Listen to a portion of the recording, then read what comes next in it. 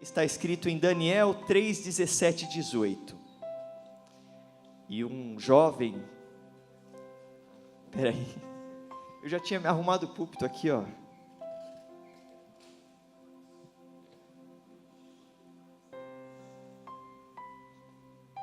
Valeu, mesinha.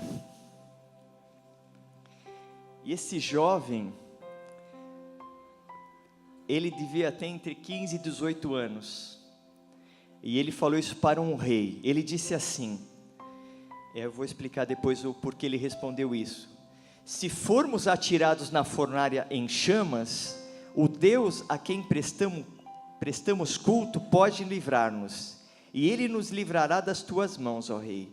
Mas se Ele não nos livrar, saiba, ó rei, que não prestaremos cultos a teus deuses, nem adoraremos a imagem de ouro que mandaste erguer. Sabe de qual história é essa? Né? Sadraque, Mesaque e Abednego.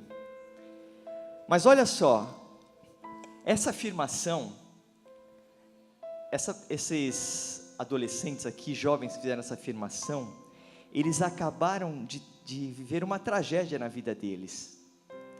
A Babilônia invadiu Israel, destruiu casas, matou pais, mães, irmãos. Historiadores dizem que nessa guerra, mais de 100 mil judeus foram mortos, as cidades foram destruídas, e os que não foram mortos, viraram escravos. E o que aconteceu? Depois a gente volta para essa afirmação dita por um desses jovens. Depois que foram mortos mais de 100 mil pessoas nessa guerra, e os demais se tornaram escravos, foram levados para a Babilônia, o rei Nabucodonosor, ele ordenou que, isso está escrito na Bíblia, depois o rei ordenou ao chefe dos oficiais, que trouxesse alguns israelitas da família real, da nobreza, jovens sem defeitos, de boa aparência, vou passar para frente, e aqui ele diz, entre estes estavam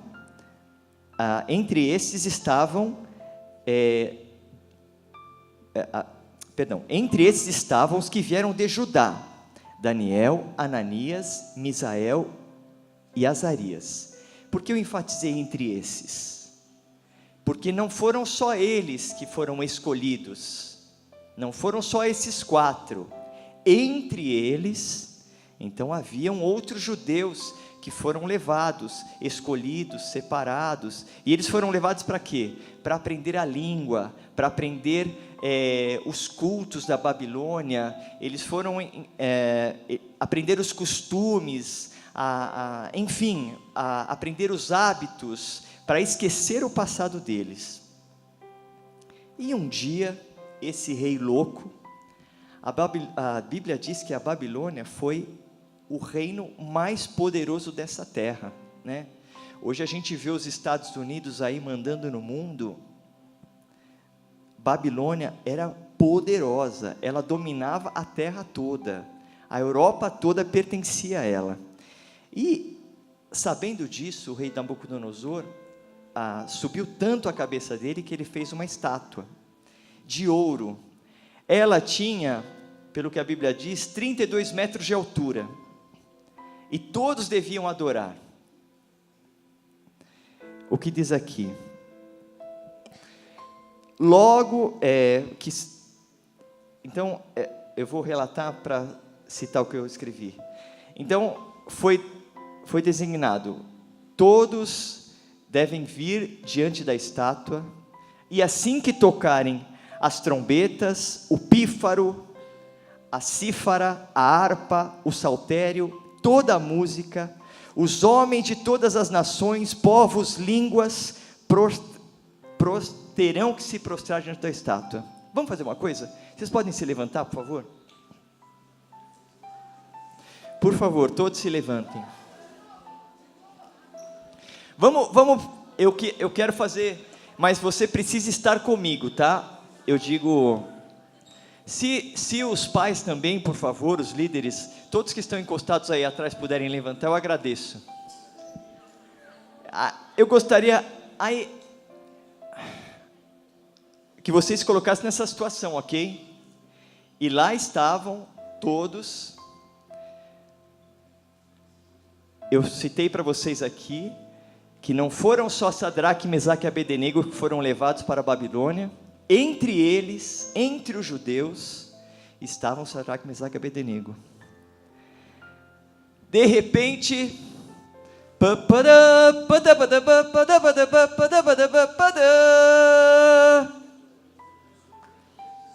gostaram?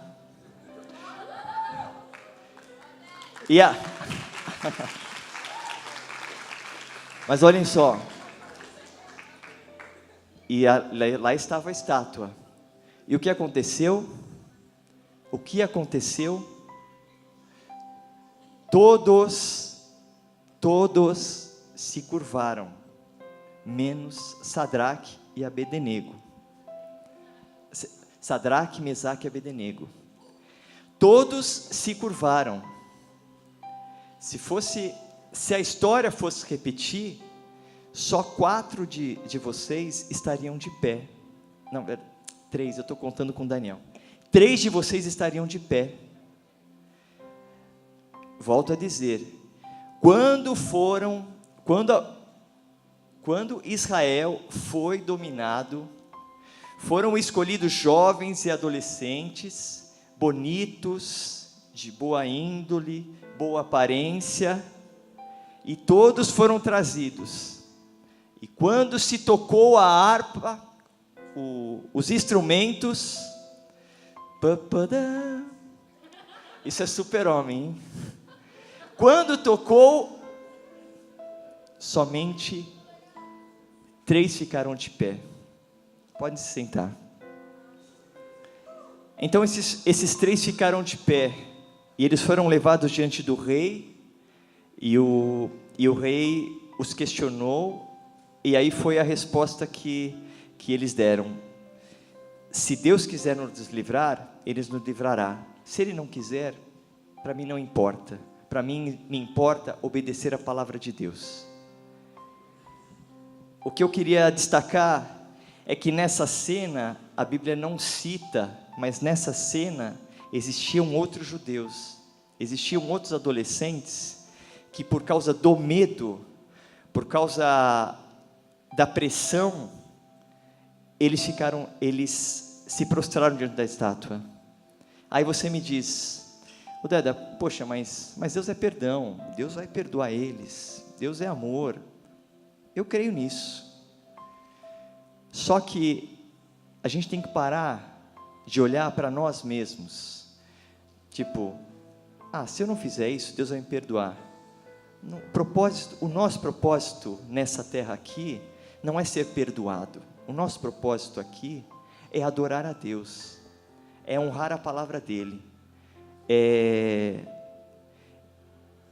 Quando fomos colocados diante de uma situação, é a palavra de Deus que nos importa.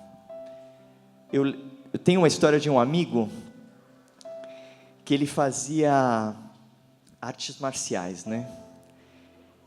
E uma das regras quando eu entrava na sala, tinha uma imagem de um monge, e uma das regras que tinham que ser respeitadas é que antes de entrar na sala, ele tinha que ser reverenciado. Eram 2 amigos, na verdade. Então, reverenciava. E os 2 eram crentes.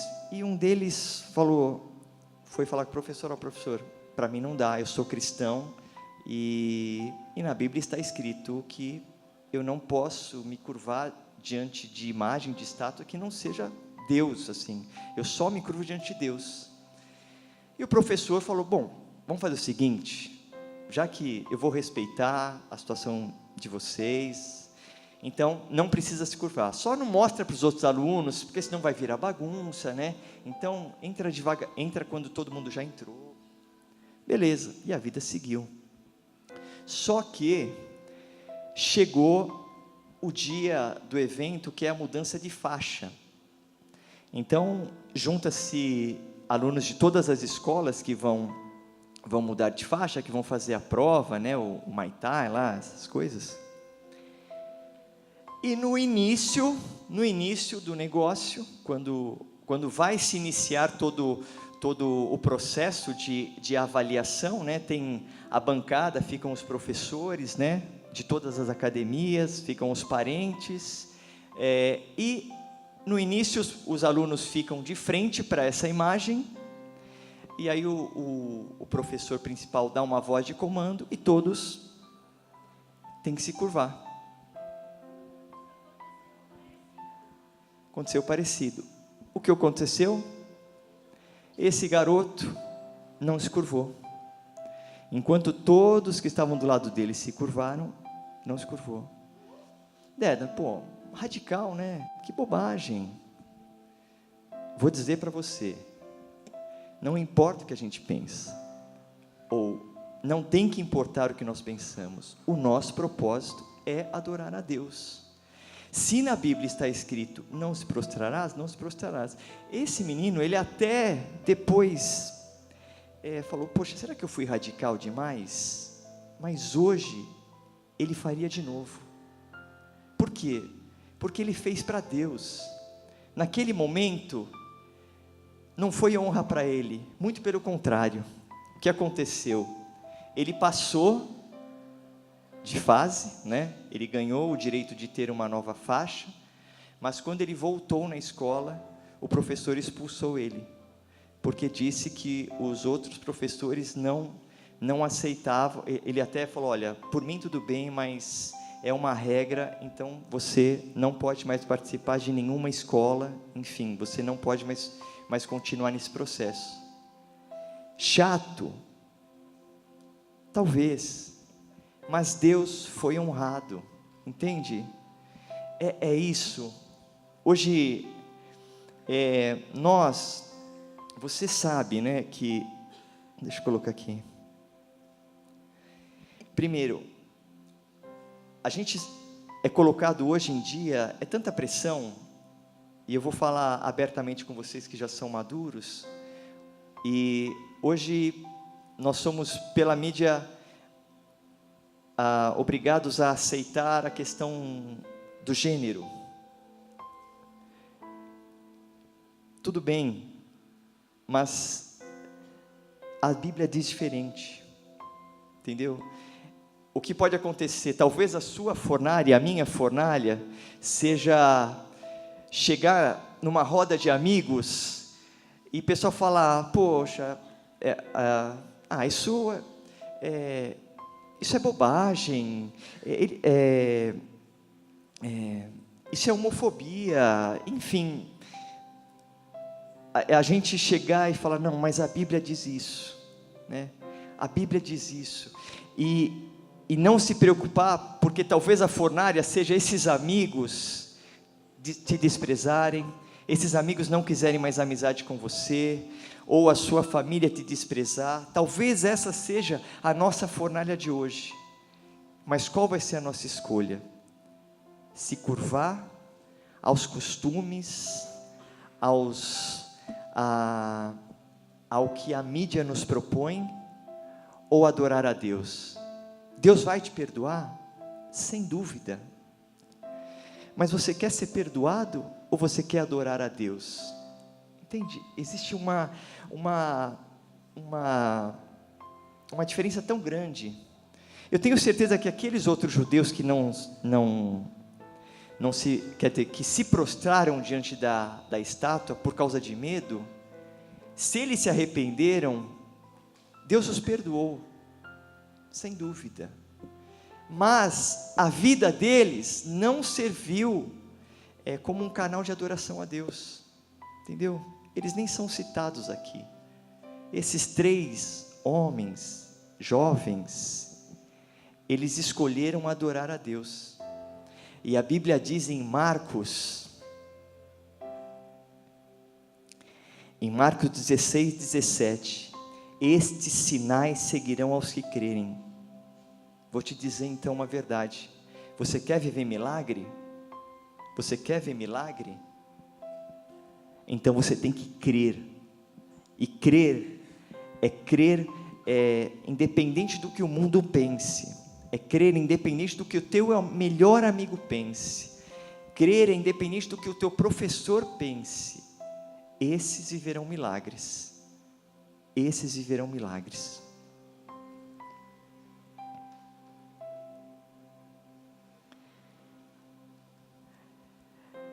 Aí eu separei só vou citar 3 pontos. Eu disse para vocês, né? Esses jovens aqui, eles podiam ser jovens revoltados com Deus.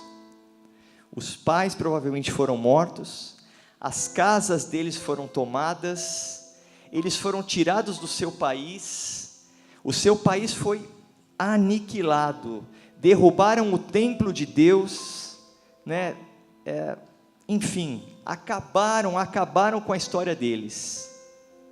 Eles podiam chegar, Deus nos abandonou, que Deus é esse? Que Deus é esse? Muito pelo contrário, eles entregariam a vida, por causa da palavra de Deus. Então, eu diria que a nossa fé, não pode ser baseada em acontecimentos, em resultados da vida, em frustrações ou alegrias, em tristezas, não. A nossa fé tem que ser fundamentada na palavra, o que ela diz é a verdade, independente do que a gente sinta, independente se batam em nós, independente se a gente está pobre, se está rico, se está com fome, se está saciado, não importa, a palavra de Deus é a verdade. Outra coisa muito legal, é que eles estavam em 3. O que eu quero dizer para você é que às vezes a vida nos traz alguns problemas que é difícil a gente enfrentar sozinho. Eu imagino que para esses 3 aqui, foi muito mais fácil eles enfrentarem essa situação em 3, sabe? Diante de uma situação tão difícil, de uma pressão tão grande, você vendo uma fornalha queimando, pessoas ao redor, e toca a trombeta, eu vou ficar de pé. Poxa, saber que o meu amigo está aqui desse lado e o outro desse lado comigo, não é melhor? Então, esteja com pessoas que amem a Deus, esteja com pessoas que te levem para próximos de Deus, esteja com pessoas que queiram mais de Deus, se envolva com essas pessoas. Eu não estou dizendo para você não ser amigo de outras pessoas, não, mas essas pessoas precisam estar ao seu lado, porque amanhã a gente pode ter aflições, e é importante ter pessoas que te tragam para perto de Deus. Imaginem essas pessoas, a pressão deles. A nossa pressão hoje também é muito grande, então esteja com pessoas que amem a Deus, que possam te fortalecer na palavra, entende? Estejam juntos, não enfrente a situação sozinho, esteja junto. E a última colocação, isso é muito importante, isso até é o pastor Edson que fala, gente, o mais importante não é como a gente começou, é como a gente vai terminar. Eu já vivi a adolescência, e graças a Deus, hoje casei, sou pai, e graças a Deus ainda estou firme. Mas a Bíblia diz, aquele que pensa que está de pé, cuide para que não caia. Então eu olho para o futuro, assim, para o amanhã, sabendo que eu vou precisar perseverar, porque senão eu posso cair. Então eu estou mais preocupado como eu vou terminar, do que como eu comecei. Nossa, eu já vivi, como vocês também, experiências maravilhosas com Deus, mas elas passaram, e o amanhã? Então a gente precisa se preocupar não como estamos hoje, não como começamos, mas como vamos terminar.